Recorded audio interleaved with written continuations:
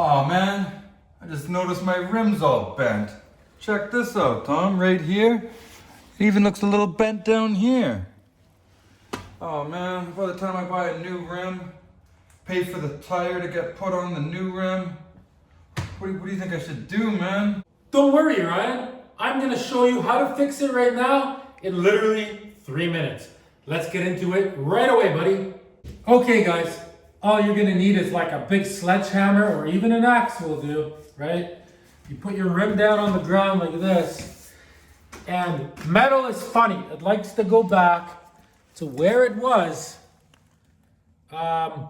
when you whack it. So, you guys ready for this?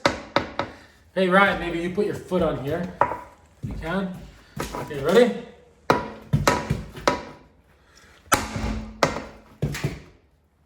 Oh.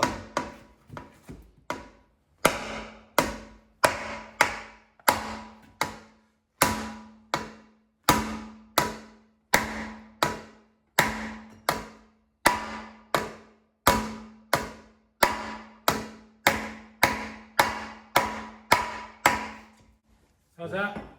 All right, guys. How's that looking? Looking a lot better, I'll tell you that right now. So we're gonna do the same thing on the other side, guys.